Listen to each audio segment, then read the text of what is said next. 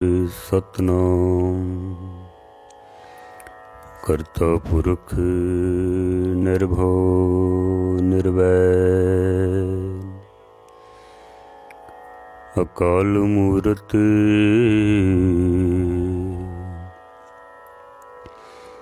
अजूनी सैभं गुर प्रसाद। सोई सुड़ंदड़ी मेरा तन मन मोला, नाम जपंदड़ी लाली। पंद जुलंदड़ी मेरा अंदर ठंडा, गुरदर्शन देख निहाली। डंडौत बंदन अनक बार, सर्व कला समरथ। डोलन ते रखो प्रभु, नानक दे कर हथ। डोलन ते रखो प्रभु, नानक दे कर हथ।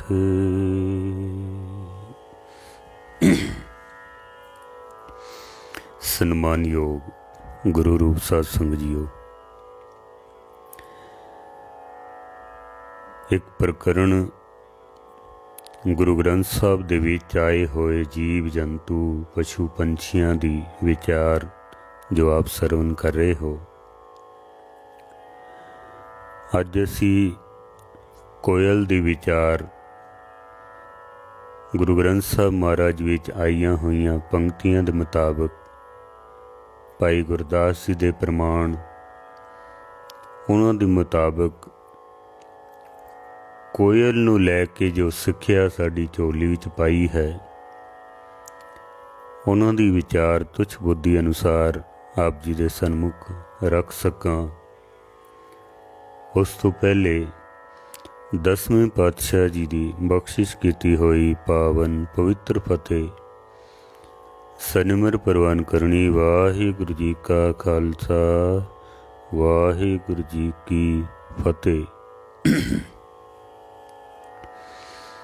कोयल एक ऐसा पंछी है जिस बारे तकरीबन असी सारे ही जानते हाँ। अगर वेख्या नहीं है तो नाम जरूर सुनिया है सी। कोयल काले रंग का एक पंछी जो बिल्कुल कां की तरह है, थोड़ा जा डिफरेंस है, बाकी लगदी बिल्कुल कौए की तरह है। लाल इस दियां अखां होंदियां ने, रंग इसदा काला है। चुंझ इसदी थोड़े स्लेटी रंग दी होए। कां दी चुंझ लंबी होंदी है, इहदी चुंझ थोड़ी छोटी होंदी है। कां दा कुछ साइज भी वड्डा होंदा है, कोयल दा साइज थोड़ा छोटा होंदा है।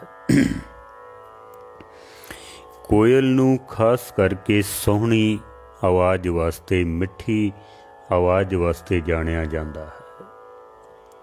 कोयल दी आवाज़ बड़ी मिठी है। तकरीबन विग्यानकां दे मुताबिक पूरी दुनिया दे विच 100 तो वध प्रजातियां कोयल दियां मिलदियां हन,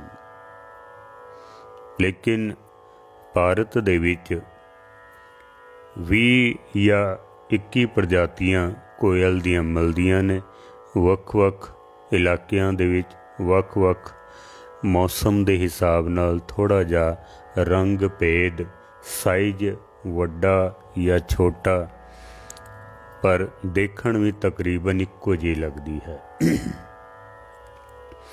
जिहड़ी मादा कोयल है उहदा रंग काले तब्बियां वाला सलेटी रंग होंदा है। ना बिल्कुल चिट्टा होंदा ते ना पूरा काला होंदा, जिन्हों असी चितकबरा भी कह सकते हैं। असी चित्तेदार नर कोयल जो है वो बिल्कुल काली होंदी है।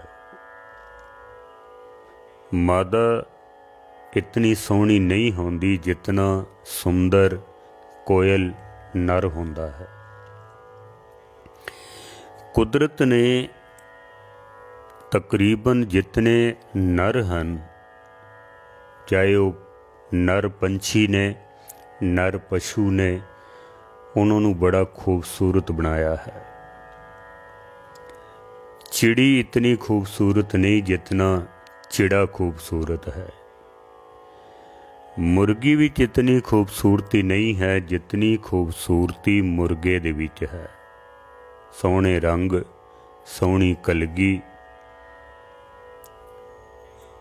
शेर देखिए असी, मादा शेरनी इतनी खूबसूरत नहीं है जितना खूबसूरत शेर होंदा है। कुदरत ने नर नू खूबसूरत बनाया है। मादा विच इतनी खूबसूरती नहीं है, इस वास्ते ही पुरुष नू इतना श्रृंगार करन दी लोड़ नहीं पैंदी जितने श्रृंगार इस्त्री नू करने पैंदे हैं। उन्हें सुंदर दिखाई देने वास्ते कई तरह के श्रृंगार करने पैंदे, पुरुष नू इतने श्रृंगार नहीं करने पैंदे हैं। कोयल झारखंड दे इलाके दा ये राज्य पक्षी है। झारखंड दा आवाज़ इसकी बहुत सुंदर ते शर्मीला किस्म का ये पंछी है। ज़्यादातर ये छुप के रहता है। आम असी इसकी आवाज़ तो सुन सकने हैं, लेकिन वेखण वास्ते मेहनत करनी पवेगी, क्योंकि ये अक्सर घने दरख्तां दे विच, गहरे दरख्तां दे विच छुप के बैठदा है। ज़मीन ते कदी उतरदा नहीं है ये पंछी, चाहे वो मादा होवे या वो नर होवे।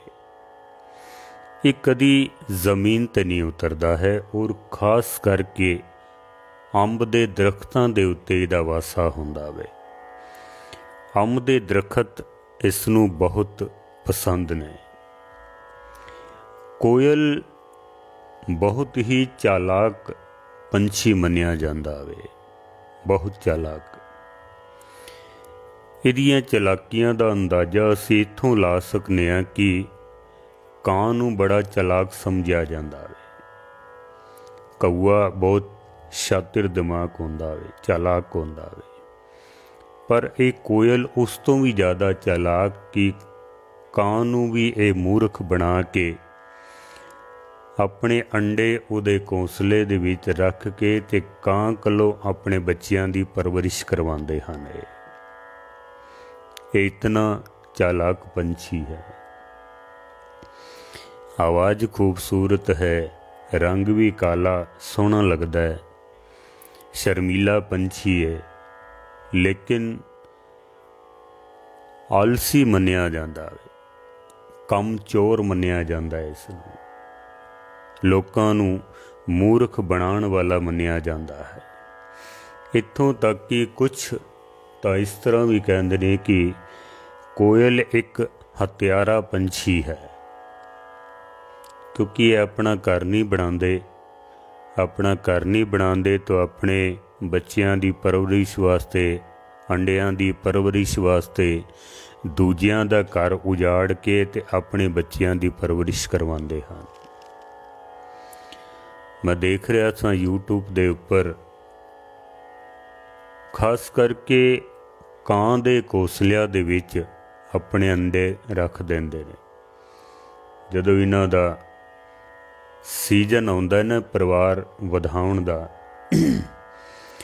नर कोयल कां दे घोंसले लभ के ते उन्हां नूं मार मार के उत्थों उड़ा दिंदे ने। नर कोयल कां दे पिछे लग जांदा है, उन्हूं दौड़ा दिंदे ने ते पिछों मादा कोयल उन्हां दे घोंसलिਆਂ दे विचों ਉਹਨਾਂ ਦੇ ਅੰਡੇ ਕੱਢ ਕੇ ਬਾਹਰ ਸੁੱਟ ਦਿੰਦੇ ਨੇ ਤੇ ਆਪਣੇ ਅੰਡੇ ਉਹਨਾਂ ਦੇ ਵਿੱਚ ਰੱਖ ਦਿੰਦੇ ਨੇ। ਫਿਰ ਪਰਵਰਿਸ਼ ਕਾਂ ਹੀ ਕਰਦੇ ਹਨ। ਇੱਥੋਂ ਤੱਕ ਕਿ ਦੇਖਣ ਵਿੱਚ ਆਇਆ ਹੈ ਕਿ ਜਿਹੜੇ ਕੋਇਲ ਦੇ ਛੋਟੇ ਬੱਚੇ ਜਦੋਂ ਅੰਡਿਆਂ ਵਿੱਚੋਂ ਨਿਕਲਦੇ ਨੇ, ਜੈਸੇ 4 ਅੰਡੇ ਨੇ ਕਾਂ ਦੇ ਘੋਂਸਲੇ ਵਿੱਚ, 2 ਕੋਇਲ ਦੇ ਤੇ 2 ਕਾਂ ਦੇ। ਕੋਇਲ ਦੇ ਬੱਚੇ ਕਾਂ ਦੇ ਬੱਚਿਆਂ ਨੂੰ ਜਦੋਂ ਅੰਡਿਆਂ ਵਿੱਚੋਂ ਬਾਹਰ ਨਿਕਲਦੇ ਨੇ, ਉਹਨਾਂ ਨੂੰ ਮਾਰ ਮਾਰ ਕੇ ਤੇ ਥੱਲੇ ਡਿਗਾ ਦਿੰਦੇ ਨੇ।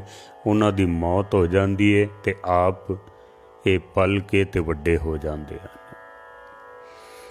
ਇਸ ਵਾਸਤੇ ਇਹਨੂੰ ਮੰਨਿਆ ਜਾਂਦਾ ਕਿ ਭਾਵੇਂ ਇਸ ਦੀ ਸੋਹਣੀ ਆਵਾਜ਼ ਹੈ, ਲੇਕਿਨ ਕਮਜ਼ੋਰ ਨੇ, ਆਲਸੀ ਨੇ, ਆਲਸੀ ਪੰਛੀ ਹੈ, ਹੱਤਿਆਰਾ ਪੰਛੀ ਹੈ। ਦੂਜਿਆਂ ਦੇ ਬੱਚਿਆਂ ਨੂੰ ਮਾਰ ਕੇ ਆਪਣੇ ਬੱਚਿਆਂ ਦੀ ਪਰਵਰਿਸ਼ ਕਰਵਾਉਂਦਾ ਹੈ।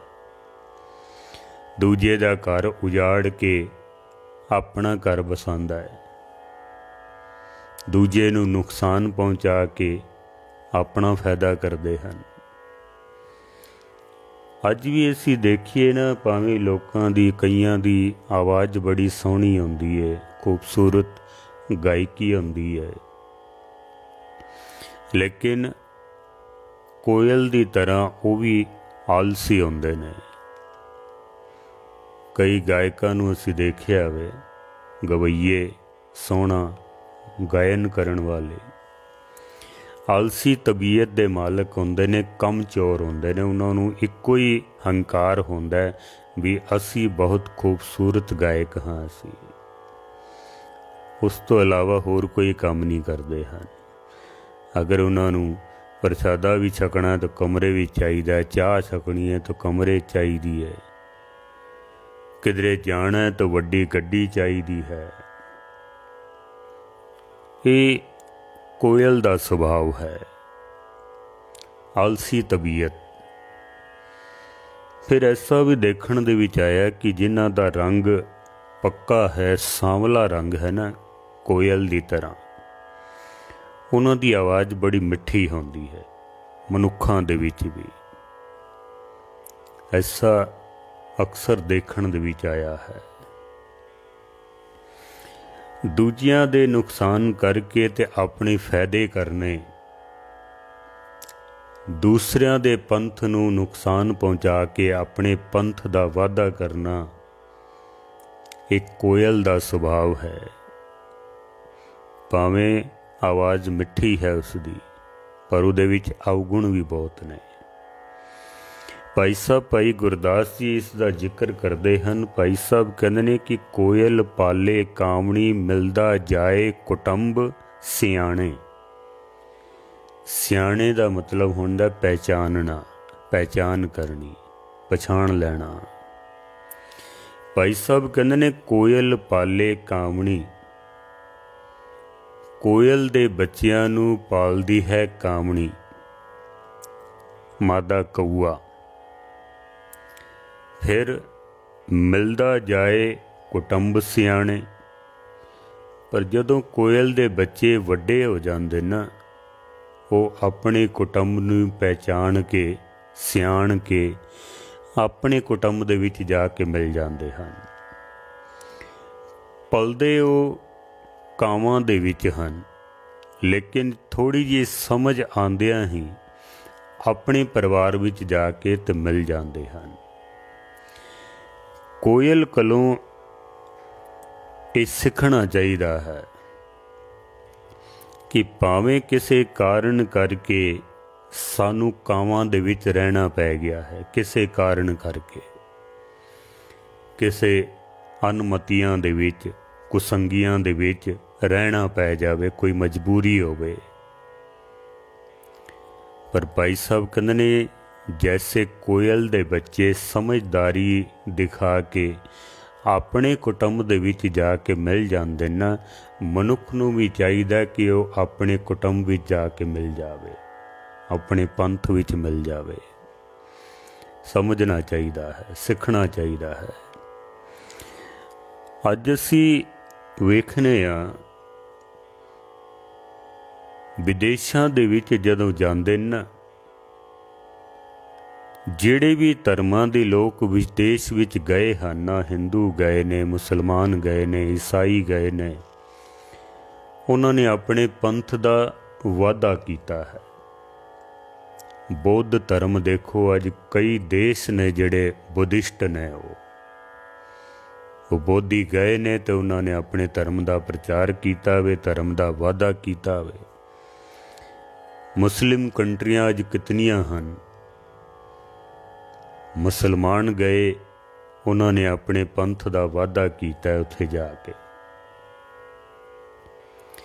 साडे लोग सिख जदों जांदे ना, एयरपोर्ट ते ही कई तां सिक्खी नूं तिलांजलि दे के ते फिर विदेश विच जांदे हैं।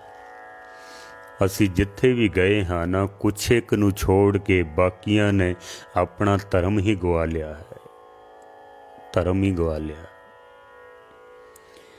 हिंदुस्तान विच भी अगर असी वेखीए ना कि जिहड़े अलग अलग शहरां दे विच रहिंदे पए ने, कोई हिंदुआं दे विच, कोई मुसलमानां दे विच, बामणां दे विच, ईसाइयां दे विच रह रहे हाँ, कुछ एक नूं छोड़ के जिन्हां ने अपने धर्म नूं पक्का कीता होया वे, अपने धर्म नूं। बाकी अगर असी देखिए तो बस केस दिखाई देणगे भी यह सिख है, बाकी अंदरों या तो वह बामण है, पंडित बनया होया, या वो ईसाई बनया होया।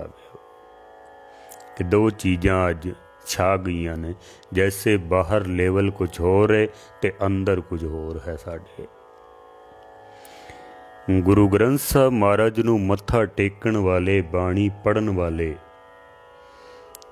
अज असी देखते हाँ कि अनमतियां दे किहड़े काम हन जिहड़े असी नहीं करते हाँ, किहड़े काम ने। वरत अज रखते पे ने, करवा चौथ करते पे ने, नरात्यां दे वरत होंदे पे ने, देवियां दियां पूजावां करते पे ने, श्राद्ध करते पे ने, मत्था गुरु ग्रंथ साहब नूं टेकदे हैं। वो पत्थरां दी पूजा करते पे ने, साडे लोग तस्वीरां दे मगर पए होए ने, तस्वीरां नूं पूजा करना। फर्क सिर्फ इतना है, वो पत्थर दी मूर्ति है, ये तस्वीरां बनाईयां हुईयां ने। तस्वीरां नूं मत्थे टेकने, जोतां जगाणियां, धूप बत्तियां लाउणियां, धागे तवीत पहनने, हत्थ विच कड़े पाए हुए ने, धागे तवीत भी पाई जांदे ने। मस्या है, पूर्णमासी है, शगन अपशगन, इन्हां दे वहम करने, कहण दो ही सिख ने सिर्फ, बाकी अंदर या ते बामणवाद है ते या फिर असी ईसाई बने हुए हाँ। ईसाईयत, ईसाइयां दे देख लो, जन्मदिन मनाते पे ने, केक कटते पे ने। 25 दिसंबर साहिबजादियां दी कुर्बानी, भावें सिखां दे बच्चियां नूं याद होवे ना होवे, 25 दिसंबर क्रिसमस डे तां सब नूं ही पता है और मनांदे भी ने। अज असी सिक्खी छोड़ के पता नहीं किस पासे असी चल पे हाँ। बड़ा सुंदर स्वरूप सतगुरां ने सानू बख्शिश कीता सी, बड़ा ही सुंदर स्वरूप, पर अंदरों असी कुछ होर बने पे हाँ ते बाहरों असी कुछ होर बने पे हाँ। वेखण नूं ते लगदा भी सिख ही है, पर अंदर कुछ होर ही है।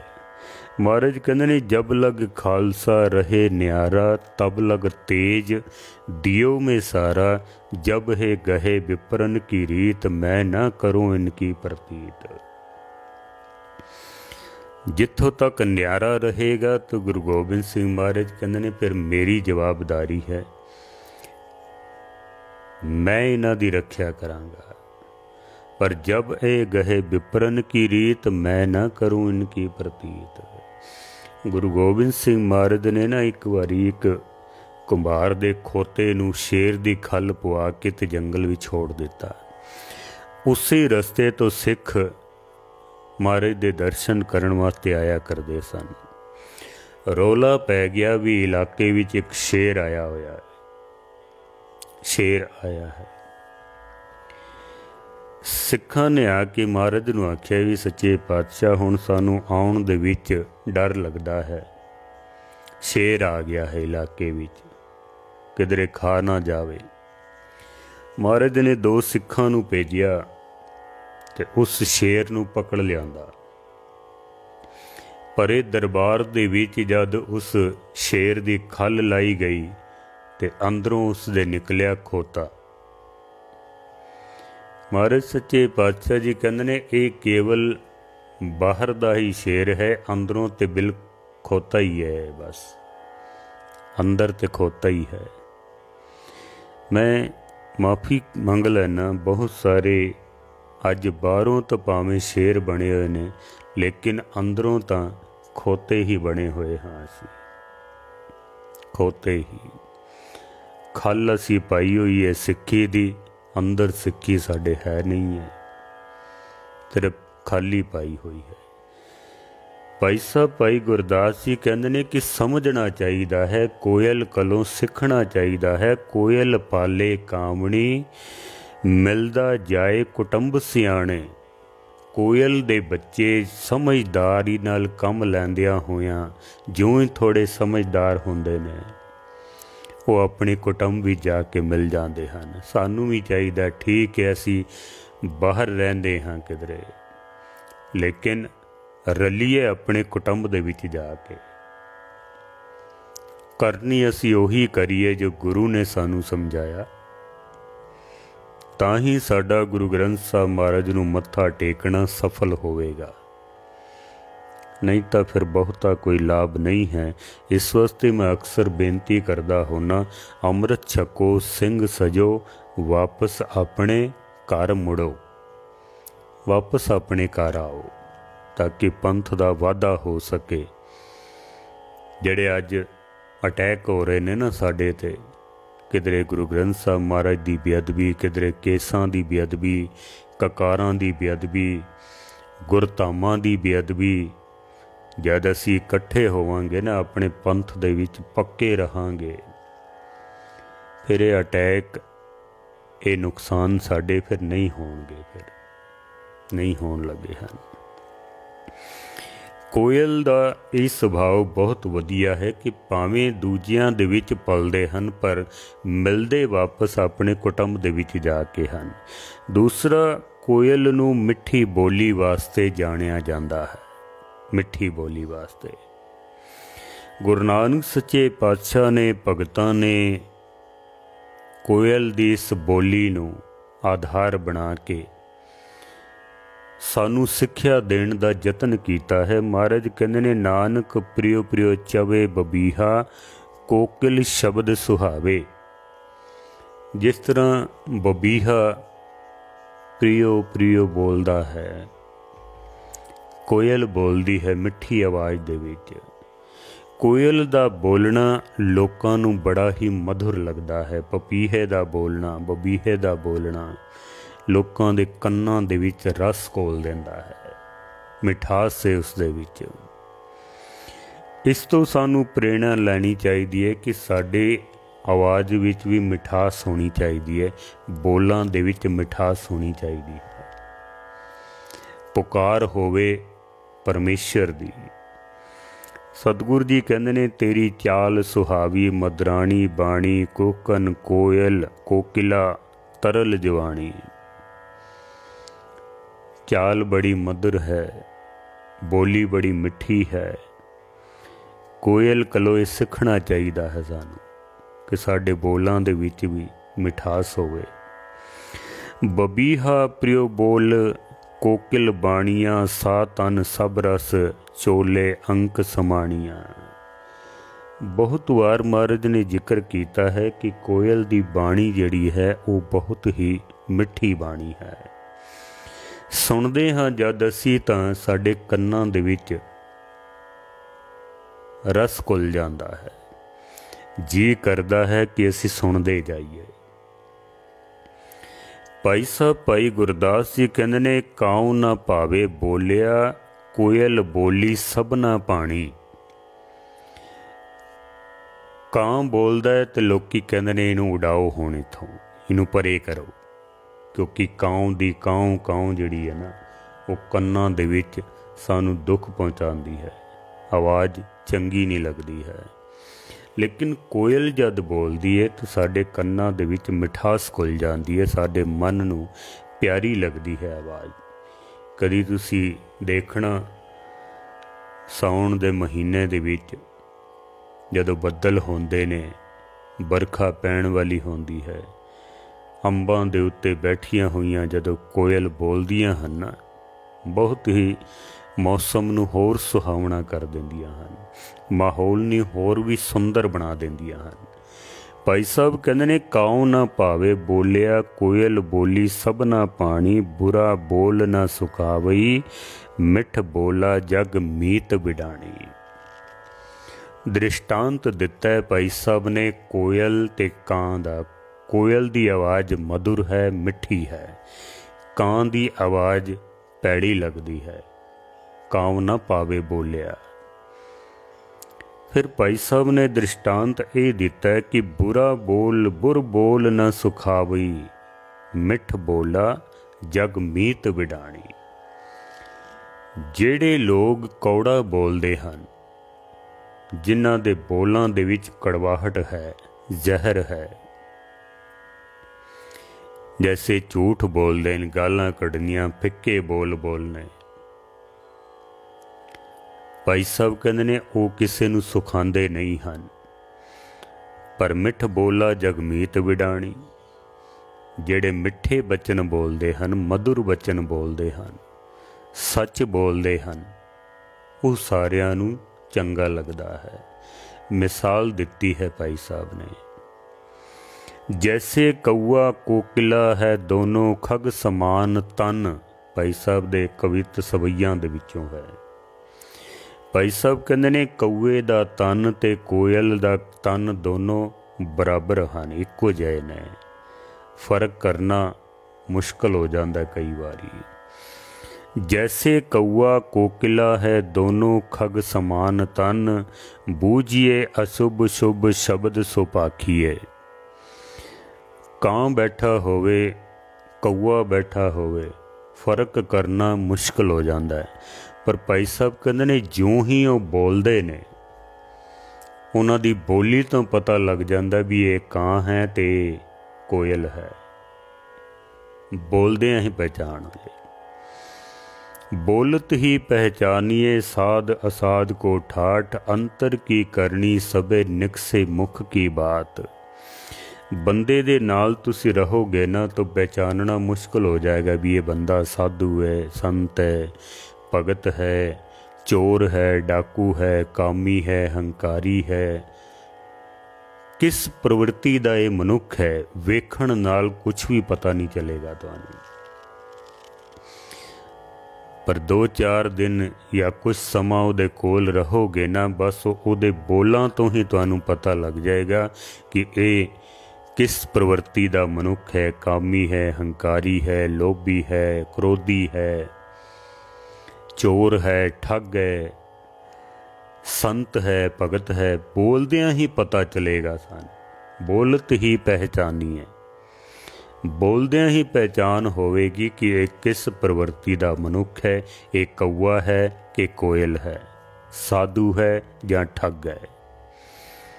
जिवें ठग्गां ने भी चिट्टे कपड़े पाए होण, साधु ने भी चिट्टे कपड़े पाए होण, पता किवें चलेगा? बोलण तो पता चलेगा।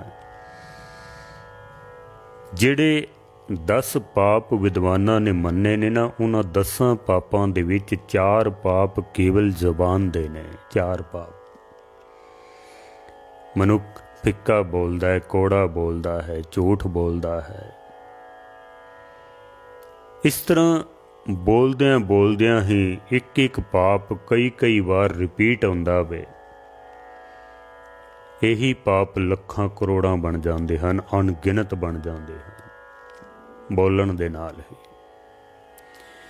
भाई साहब कहते ने कि कोयल जद बोलती है ना तो ये निर्णय हो जाता है कि ये कोयल है तो ये कां है।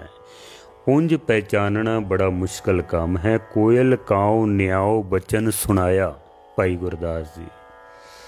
भाई साहब कहते ने कोयल दे बोलदे ही पता लगता है भी ये कोयल है तो ये कां है। बाकी उंज सानू पहचान करनी बड़ी मुश्किल हो जाती है। कईयां दी बोली बिल्कुल कावां वाली होंदी है, भावें उन्होंने कपड़े जड़े ने वो हंसां वाले पाए होंदे ने, चिट्टे कपड़े पाए हुए ने, सोहणियां दस्तारां सजाइयां ने, पर जब बोलते ना तो फिर कूड़ ही बोलते ने। फिर जब भी बोलते हैं तो फिर कावां दी तरह ही बोलते हैं, कां दी तरह ही। तुसीं देख सकते हो उन्हां दी बोली तो पता लगेगा कि इहदे अंदर कितना परमात्मा दे प्रति प्रेम है, कितनी इसकी गहराई है। जितने गहरे बोल होणगे समझो मनुख उतना ही गहराई विच गया है। उहदे बोलां तो पता चलेगा कि ये गुरमुख बंदा है या लोभी है, क्रोधी है, चोर है, ठग है। बोलन तो पता चलता है, बाहर दे लिबास देख के पता नहीं चलता है। अज इस तरह ही सानू देखण विच मिलता है कि बहुतियां ने कपड़े तो पाए हुए ने, हंसां वाले कपड़े पाए हुए ने, कोयल वर्गे, बाहरों लगता है भी ये भी कोयल है, पर जद बोलते तो कौवे की तरह। कपड़े पाए हुए हैं हंसां वाले, पर जद उन्हां दी करनी देखी दी है तो फिर वो बगलियां वाली होंदी है। अंदरों कुछ होर ते बाहर कुछ होर, अंदर कुछ होर प्रवृत्ति चलती पई है, बाहर कुछ होर चलता पिया। पर महाराज कहंदे ने बोलण दे नाल सानू पता चल जाएगा कि ये किस प्रवृत्ति दा मनुख है। भाई साहब कहंदे ने जैसे कोयल बोल के निर्णय कर देंदी है ना कि ये संत है, ये ठग है, इसे तरह ही मनुखों दे विच भी पता चल जाता है कि ये संत है तो ये ठग है। बोलण दे नाल ही बोली दा ऐसा गुरु नानक सच्चे पातशाह जी कहते हैं कि एक बोल जिहड़ा है टूट प्रीत गई बुर बोल। कई कई सालां दी जिन्हां दे नाल प्रीत होंदी है ना, एक कौड़ा बोल, कां वर्गा एक बोल उस प्रीत नूं तोड़ के रख दिंदा है। टुट प्रीत गई बुर बोल, इक्को ही बोल दे नाल। मैनू याद है मेरे मित्र सन, कथा करते ने, हुण भी करते ने, बहुत मित्रता सी साडी बहुत आपस विच। लेकिन कुछ ऐसे बोल बोले ने जो अज तक मैनू दुख देंदे हन। अज तक भी जदों भी याद आ जाता ना वो किस्सा, बहुत दुख पहुँचता है। भावें कथा करते ने पर बहुत ही हल्के बोल उन्होंने बोले, अज भी वो कन्नां दे विच गूंजदे ने, दुख देंदे हन। कई सालां दी प्रीत सी साडी, पर हुण टुट गई है। बड़े सुंदर बोल ने एक विद्वान दे, कहंदा जख्म तलवार के गहरे भी हों तो मिट जाते हैं। तलवार दा जख्म भावें बहुत गहरा भी होवे ते वो भी ठीक हो जाता, मिट जाता वे। पर कहंदे कलाम बद उतर जाते हैं दिल में भालों की तरह। पर किसी दी जुबान दा बोलिया होया एक कौड़ा बोल, कौवे दी तरह बोलिया होया एक पैड़ा बोल दिल दे विच इस तरह उतर जाता है जिवें बरछी दिल दे विच उतर जाती है। और इक्को ही बोल कई सालां दी प्रीत नूं तोड़ के रख देंदा वे। किधरे सस दा एक बोल घर तोड़ के रख देंदा, किधरे नूंह दा एक बोल घर तोड़ के रख देंदा, किधरे मित्रां दे विच एक कौड़ा बोल, किधरे प्यो दा एक कौड़ा बोल, किधरे पुत्तर दा एक कौड़ा बोल। प्रीत टुट जाती है। पर महाराज कहंदे ने कई सालां दी टुट्टी हुई प्रीत होवे, कई सालां दी टुट्टी हुई।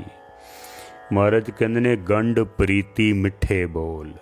पर एक मिठा बोल जे बोलिया जाए ना तो कई सालों की टुटी हुई प्रीत दे विच भी फिर गंढ पै जाती है, फिर जुड़ जाती है, फिर गंढ पै जाती है। इस वास्ते महाराज कहते ने मिठे बोल बोलने सीखने चाहिए हैं। कोयल कलों ही सीखो कि भावें रंग काला है, कां की तरह है, पर बोल जेड़े ने वो मिठे होने चाहिए हैं। कोयल दी अंब दे नाल प्रीत है, भावें एक एक सबजैक्ट बहुत समा मंगता है, पर क्योंकि काफ़ी समा हो गया, मैं एक दो प्रमाण दे के समाप्ति कर देना। आप सारिਆਂ ਨੂੰ बेनती है कि जो लाइव आप सर्वन कर रहे हो ज़रूर दास दे फेसबुक पेज ਨੂੰ फॉलो करो और यूट्यूब चैनल कथा सागर मनमोहन सिंह निमाणा उसनू भी आप सबसक्राइब करो ताकि ये कथा आप जी तक पहुँच सके, होर भी लोगों तक वध तो वध पहुँच सके। क्योंकि ये ऐसा उपराला सतगुरां ने दास की झोली च पाया है।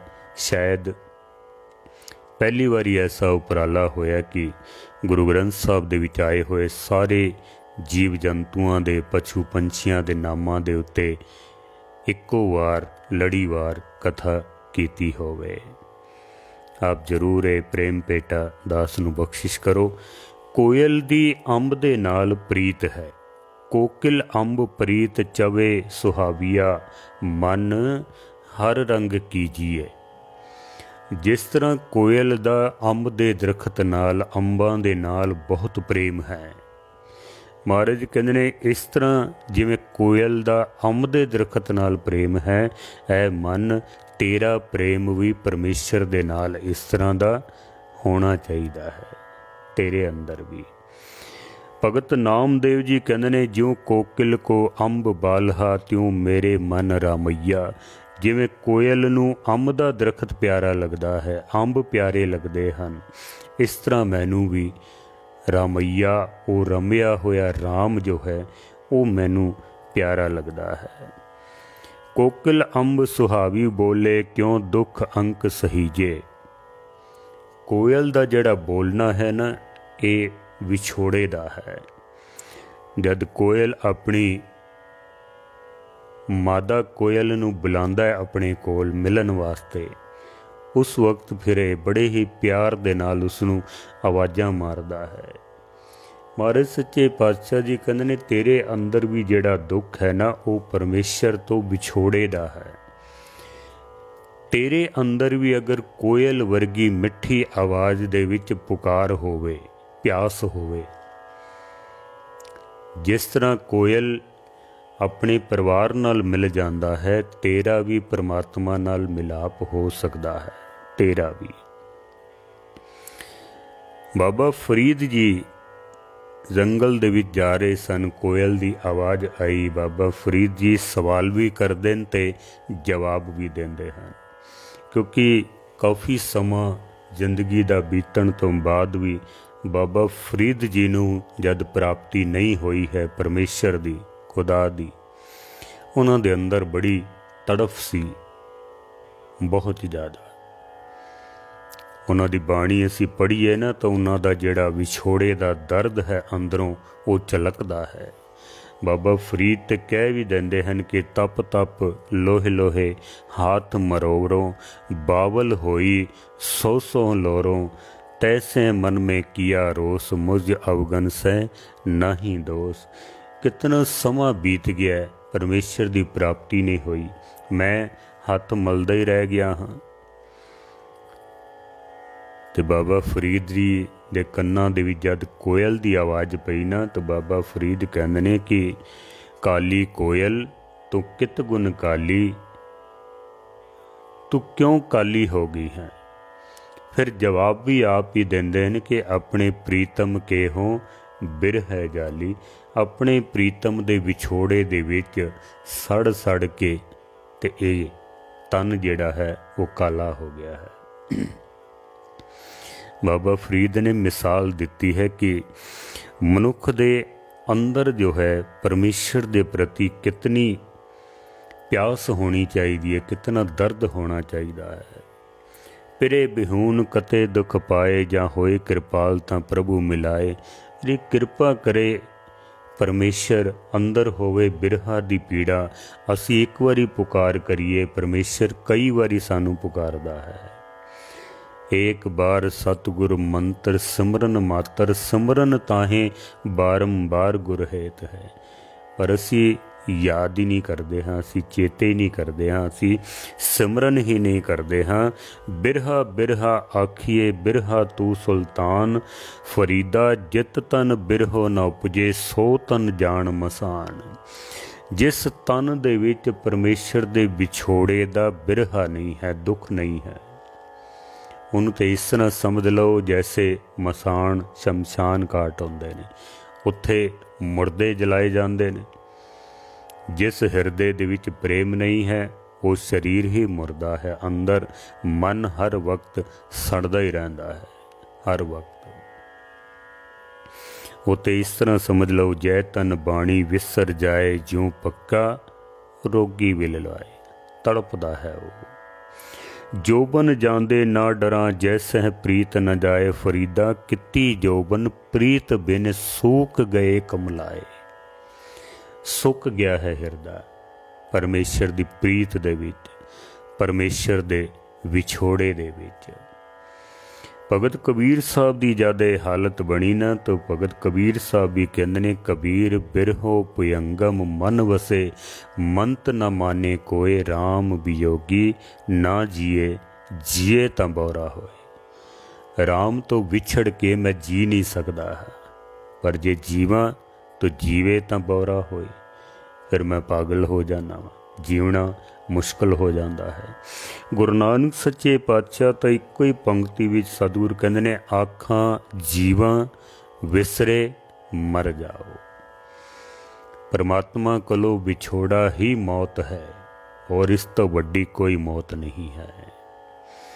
सतगुरु सच्चे पातशाह जी कृपा करन, भावें सबजैक्ट बड़ा लंबा सी, समा हो गया। सतगुरु जी मेहर करन, कोयल कोलों असी ये गुण सिखने हैं। साडी आवाज़ मिठी होवे, साडे बोलां दे विच मिठास होवे, क्योंकि वो जो परमेश्वर है ना, वो भी मिठा बोलदा है। मिठ बोलड़ा जी हर सज्जन स्वामी मोरा, हूँ सम्मल थकी जी वो कदे ना बोले कोड़ा। कोला बोल कौड़ा बोल न जाने, पूरन भगवान है।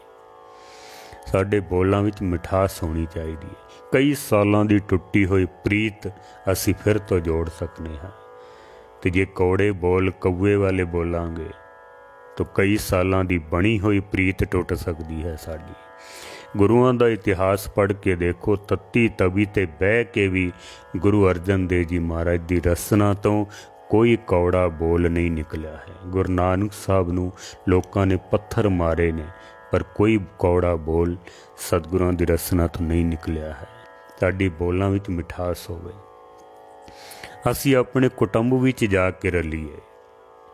जैसे कोयल दे बच्चे कां पालदे हन, पर मिलदे अपने कुटुंब विच हन। साडी आवाज़ विच बिरहो दी पीड़ा होवे, मिलन दी प्यास होवे। सतगुरु सच्चे पातशाह मेहर करन, भुल्लां चुक्कां दी क्षमा। सारियां दा धन्नवाद। वाहिगुरू जी का खालसा, वाहिगुरू जी की फतेह।